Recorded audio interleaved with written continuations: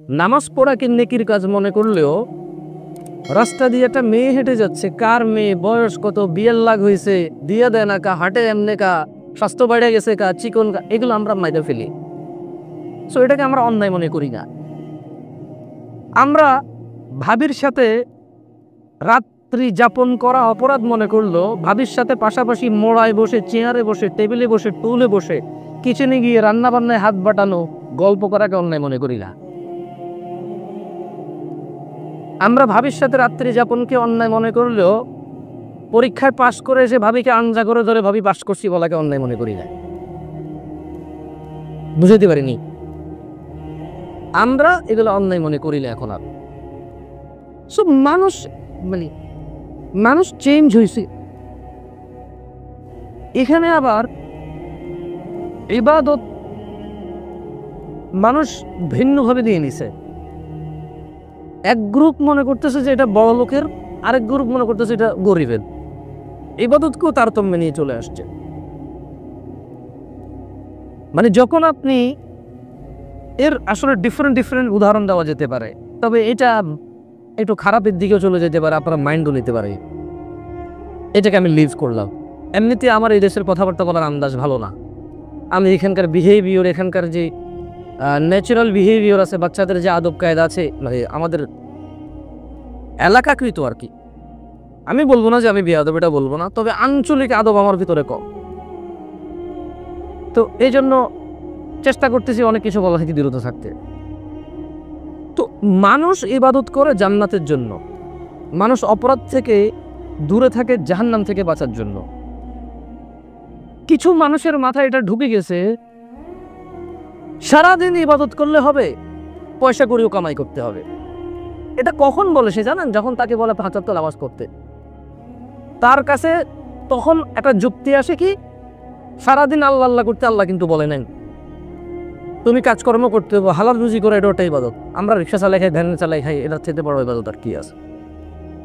এইটাও সারাদিনের সাথে তুলনা করলো কখন, যখন ওকে সলাত আদায় করতে বললো, সলাত আদায় করলো, একটু ইসলামিক একটা প্রোগ্রাম হচ্ছে, ২-৪টা দিন নিয়ে কথা হচ্ছে, হারাম হালাল নিয়ে কথা হচ্ছে, সেপারেশন হচ্ছে, তখন ওকে বললো এটা বলবে। আপনি সারাদিন বেকার থাকেন, এই একটু সপ্তাহে 2টা হালাকা, 2টা ইসলামিক প্রোগ্রাম আপনি অ্যাটেন্ড করেন কিছু শেখার জন্য, আপনি বন্ধু বান্ধবের সাথে যান, ক্রিকেট খেলেন, ফুটবল খেলেন, আপনি গেমস খেলেন, আপনি আড্ডা দেন, আপনি প্রেম করেন, আপনি বেড়াতে যান, সব উদাহরণ আসবে না। আপনার মা আপনাকে উদাহরণ দেবে, কাম কাজ তো নাই, খালি ওই আল্লাহ বিল্লাহ করলে চলবে না, তোমার ঘরে খানা আসবে। আল্লাহ খালি আল্লাহর ইবাদত নিয়ে পড়ে থাকতে বলে না, কাম কাজও করতে বলছে। ওই পোলা কিন্তু সারাদিন ইবাদত করে না, কিন্তু সপ্তাহে 2টা প্রোগ্রাম অনলি অ্যাটেন্ড করে। তো ওর মায়ের কাছে মনে হচ্ছে, ওর বাপের কাছে মনে হচ্ছে ও সারাদিন আল্লাহ আল্লাহ করে, কোনো কাজ করে না, আর আল্লাহ আল্লাহ না করার কারণে সে কাজ করে না। এভাবে মানুষের মাথা এখন চেঞ্জ হচ্ছে। মানুষ অনেক আগ থেকে এগুলো বলা শুরু করছে যে সারাদিন আল্লাহ আল্লাহ করলে চলবে না, কি করতে হবে? কাজকর্ম করতে হবে। আমি ওদেরকে বলতে চাই, কোনো মানুষ ফজরের নামাজ পড়ে যদি কাজকর্মে লেগে যায়, হালাল ওইটাই আল্লাহ আল্লাহ করা। সুবহানাল্লাহ বলা ইবাদত, আলহামদুলিল্লাহ বলা ইবাদত, আস্তাগফিরুল্লাহ বলা ইবাদত, 2 রাকাত নফল সালাত পড়া ইবাদত, 2 টাকা সাদকা করা ইবাদত, ওই ফজরের সালাত আদায় করে হালাল কর্মে গেলে ওইটাও ইবাদত। সো ইটস ইবাদত। আমার মূল টার্গেট হওয়া উচিত ইবাদত। কি আমার মূল টার্গেট হওয়া উচিত? কি? ইবাদত। কেন? ইবাদত করলে আমার নেকির পাল্লা ভারী হবে, আল্লাহর সাথে আমার সম্পর্ক গাঢ় হবে, আল্লাহর সাথে আমি ক্লোজ হব, অপরাধ প্রবণতা কমে আসবে আমার। সো আমার উচিত হচ্ছে টার্গেট নেওয়া, ইবাদত করা, এবং যখন যে অবস্থায় আছে সেই অবস্থায় যে অ্যাভেলেবেল ইবাদত আছে সেটাকে করা, যেটা আমার জন্য বেটার সেটা করা। যে এগুলো কথা বলছিলাম কেন, মানুষ আসলে তার ইবাদত দিয়েও যে জান্নাতে যাবে, আর তার অপরাধ এড়িয়ে চলা থেকেও যে মানুষ জাহান্নাম থেকে মুক্তি পাবে তা নয়। মানুষকে আল্লাহ ক্ষমা করলেই মানুষ জান্নাত পাবে, মানুষকে আল্লাহ দয়া করলেই মানুষ জান্নাত পাবে। তো যদি আজকে এখানে মুসল্লিরা জুমার নামাজে এজন্য আসে যে এটা সপ্তাহে একটা নামাজ না পড়লে আমার অসুবিধা হতে পারে, আমার ইমান দুর্বল হয়ে যেতে পারে, আমার মুসলমানের তো দুর্বল হয়ে যেতে পারে, জিনিসটা খারাপ দেখা যায় সপ্তাহে যদি একদিন না পড়ি। তো এক ক্যাটাগরির মুসল্লি এখানে আছে হয়তো এরকম, এখানে না বাংলাদেশের যে কোনো মসজিদে আছে এরকম।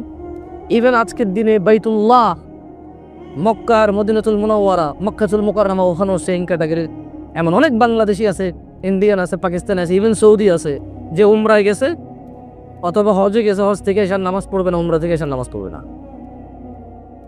আমি বহু বাংলাদেশি চিনি, যেহেতু আমি দেখেন আমি বাঙালিকে খারাপ বলতেছি না। আমার দেশ কোথায়? বাংলাদেশ। আমার আত্মীয় স্বজন কোন দেশি? বাংলাদেশি। আমার পাড়া প্রতিবেশী কোন দেশি? বাংলাদেশি। আমি চলি কার সাথে? বাংলাদেশির সাথে। সো আমি ওনাদেরটা জানি, বাকিদেরগুলো আমি জানি না। হতে পারে আরো খারাপ হতে পারে ভালো।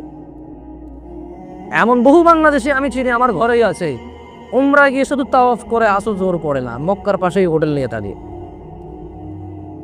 So there is a different kind of মুসল্লিস এখন এক্সিস্ট করে, মানে এখন পাওয়া যায়, অ্যাভেলেবল পাওয়া যায়। সো যদি যাদের ইচ্ছা হচ্ছে যে ইবাদত করে জান্নাতে যাব, তাহলে আল্লাহর ক্ষমা পেতে হবে। কি পেতে হবে? ক্ষমা পেতে হবে। এখন প্রশ্ন, ক্ষমা কিভাবে পাবে? ধরেন জানাকারী জানা করে, মদখোর মদ খায়, ঘুষখোর ঘুষ খায়, মানে হিন্দু লোকের শুকর খায়, মানে ও ঘুষের টাকা দিয়ে গরুর গোশত খায়, কি মজা, সুবহানাল্লাহ। গরু, এটা কি কম্প্রোমাইজ করা যায় ভাই? গরু গরুই, এরকম উদাহরণ দিলে।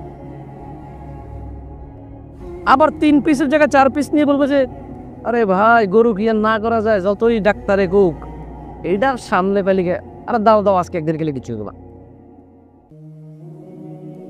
শোনা গেছে অমুক হোটেলে কুকুরের মাংস দিয়ে রান্না করে খাওয়ানো, মানুষের কি অধঃপতন, ছি ছি ছি ছি। শেষ পর্যন্ত কুকুর খাওয়াইলো মানুষের, আল্লাহ এদের জায়গায় কবর হবে না। উনি কিন্তু ঘুষের টাকা দিয়ে জমজমের পানি কিনে খায়।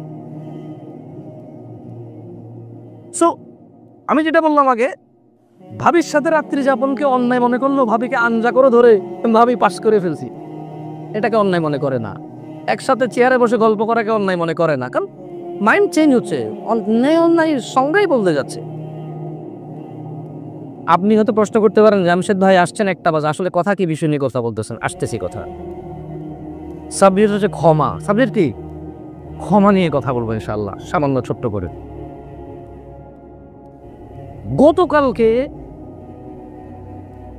আমি যাব বাড়িতে, যে জন্য লেট হয়েছে, যাকে এটাও চলে আসবেন। There is a nice story, একটা খুব দারুণ একটা গল্প তৈরি হয়েছে ওখানে। তো আমাকে খুব ইমার্জেন্সি যেতে হবে আমার বাড়িতে, গ্রামের বাড়িতে। মেহমান আসতে একদম রিসিভ করতে হবে। ঠিক দিনের 2টা 2 মিনিটে আমি বাসার সামনে ঢাকায় আমরা রওনা করলাম। তো আমার ব্যাপার হচ্ছে একজন মেহমানকে রেখে আরেকজন মেহমানকে রিসিভ করতে যেতে হবে। তো ওনাকে দেওয়ার জন্য আমার ওয়াইফের বড় ভাই ওনাদের বাসায় নিয়ে গেছে, আমি গাড়িতে বসে আছি। গতকাল 2টার দিকে হালকা গুড়ি গুড়ি বৃষ্টি হচ্ছিল, দেখছেন তো? এক্স্যাক্টলি আমার এলাকা ওই এরিয়া হচ্ছিল। একটা ছাতা, একটা মেয়ে, একটা ছেলে, মানুষ কজন? ছাতা কয়টা? একটা হাউজিং সোসাইটিতে এটা খুব রেয়ার দৃশ্য যে যুবক যুবতী একসাথে কোলাকুলিকে ধরে হাঁটবে এক ছাতার মধ্যে, আর ভেরি স্লো স্পিডে,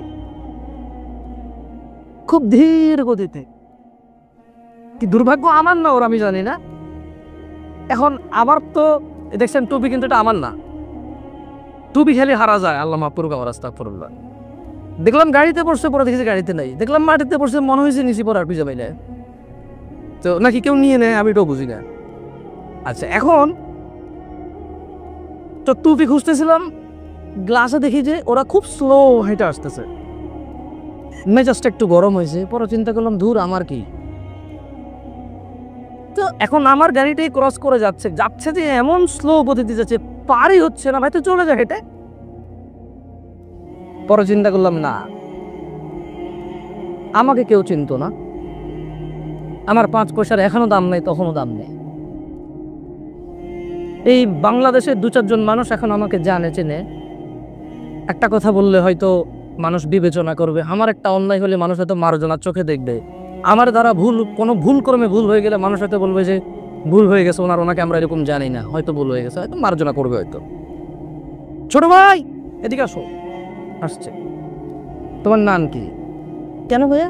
স্কুলে কিন্তু ওই যে কাঁধে কিন্তু কলেজের ব্যাগ, এটা দেখলে আমি ভয় পাই। আমার তো স্কুল কলেজে যাওয়ার সৌভাগ্য হয় না। আমি শুনছি যে মারামারি ফাটাফাটি যা ভালো এরা খারাপ এরা, এদের সার্কেল নাকি অনেক বড়। তো পোলারও কাঁধে স্কুলের কলেজের ব্যাগ, মেয়েরও। স্কুল না কলেজ বুঝি না, ছোট মানুষ, বেশি বয়স হয়নি।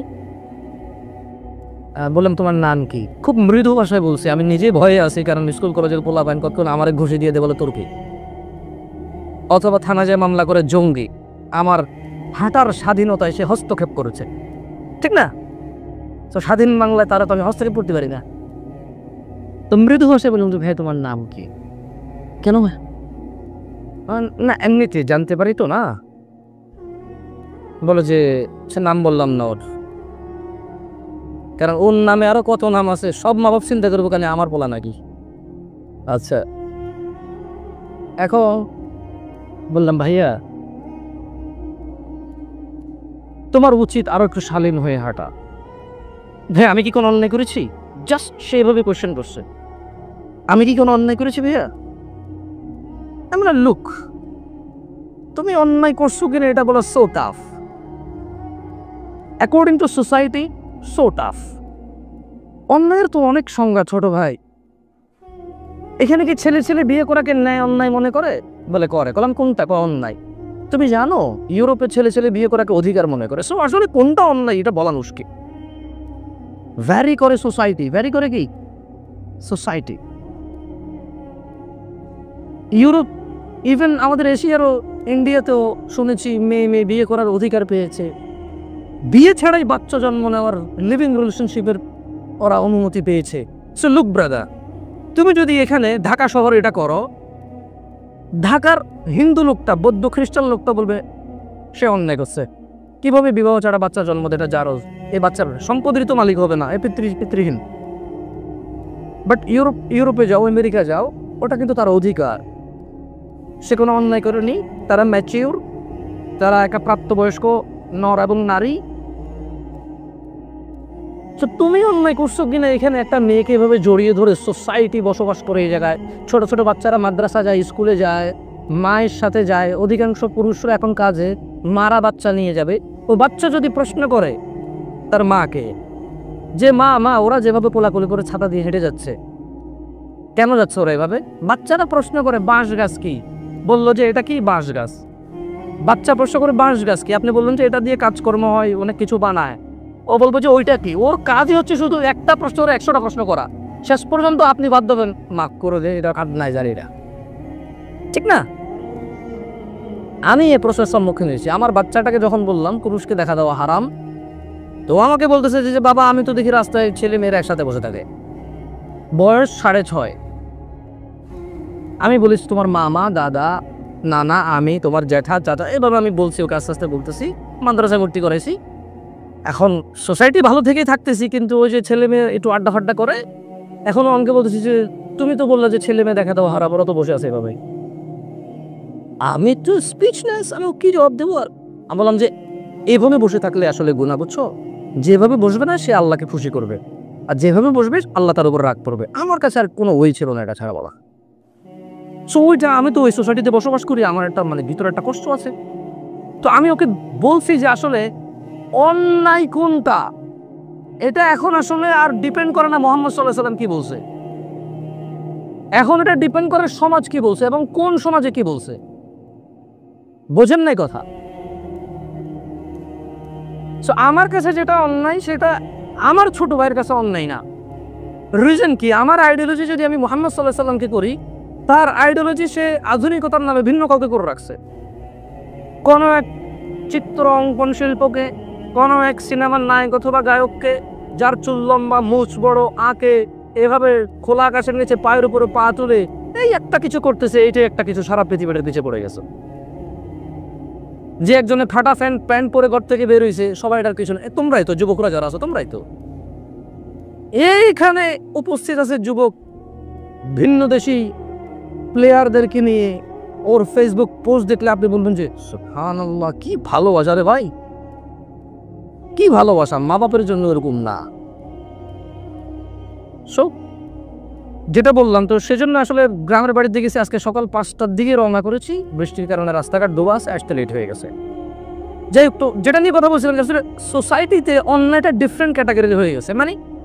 অন্যায় কোনটা? আপনার কাছে দেবরকে দেখা দেওয়া অন্যায়, ঠিক একই জায়গায় মসজিদের সভাপতি তার 3 ছেলে বিয়ে করছে, একই বাসায় থাকবে, আলাদা থাকলে বলতেছে ছেলে খারাপ।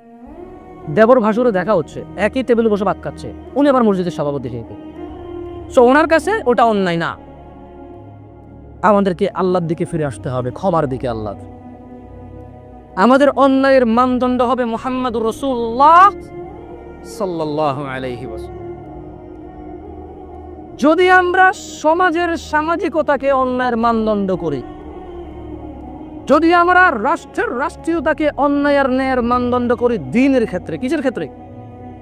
দ্বীন ইসলামের ক্ষেত্রে, জান্নাতের আশায় ও জাহান্নামকে এড়িয়ে যাওয়ার উদ্দেশ্যে, তাহলে আমাদেরকে মানদণ্ড স্থির করতে হবে জনাবে মুহাম্মদুর রাসূলুল্লাহ সাল্লাল্লাহু আলাইহি ওয়াসাল্লাম। আদারওয়াইজ সোসাইটি ডিফারেন্ট আসবে, অন্যায় ন্যায়ের সংজ্ঞায় বদলে যাবে। যেটা এখানে অন্যায় আপনার কাছে মনে হবে, সেটা ওখানে অন্যায় হবে না। আমি আসলে চেষ্টা করি, মুরব্বীরা হয়তো আমার কথা এত এনজয় করে না, পোলাপাইন হয়তো বুঝে, আমি চেষ্টা করি কারেন্ট সিচুয়েশন নিয়ে কথা বলতে। এই কয়েকদিন আগে একটা সোসাইটির লোকজন এসে বলল কি যে এখানে ছেলে মেয়ের আড্ডা দেওয়া হবে না আর। সোসাইটি বসবাস করে, সো ওরা মাইকিং করলো, যে ছেলে মেয়ে একসাথে বড়ে আছে, ছোট ছোট জামা কাপড় পরে এভাবে কোলাকুলি করে বসে আছে, বাদাম খাচ্ছে, বুট খাচ্ছে, ওদেরকে প্রথমে মাইকিং করে ভিডিও করতেছিল। তো পাশে একটা ইউনিভার্সিটি আছে, অনেক ক্ষমতাধর, বেশ প্রভাবশালী ইউনিভার্সিটি ঢাকার, ওখানকার একজন স্টুডেন্ট তার গার্লফ্রেন্ডকে নিয়ে এভাবে বসেছিল। তার কথা হচ্ছে যে আপনি ভিডিও করলেন কেন, খুব এভাবে দাঁড়ায় আছে, সে চুল করে একটু লম্বা। তো বাই দ্য চান্স আমিও কোনো টাকা দিতে যাচ্ছিলাম, তো এত ভিড় দেখে দাঁড়াইছি। মানে আমি দেখছিলাম যে ওই স্টুডেন্ট যে ভিডিও করছে তাকে ভিডিও করতেছে চোখে, মানে পরে পাইলে মারবে, কেন ভিডিও করলো। তো আমি সিচুয়েশনটা বুঝতে পেরে যে ভিডিও ধারণ করতেছে তাকে বললাম যে এই তুমি ভিডিও করতেছো কেন, এটা তো অন্যায় কাজ। তুমি এটা যে ফেসবুকে লাইভে দিচ্ছ, এই অন্যায় কাজটা তো তুমি এখানে দমন করতে আসছো, প্রচার করতে আসো নাই। এটা একটা অন্যায় কাজ, তুমি এটাকে দমন করতে আসছো, প্রচার করতে আসো নাই। ভিডিও তো প্রচার করে, লাইভ তো প্রচার করে, আর তুমি আসছো দমন করতে। তুমি কেন এটা, ওর প্রাইভেসি নষ্ট করতেছো কেন? তুমি ওকে নিষেধ করো।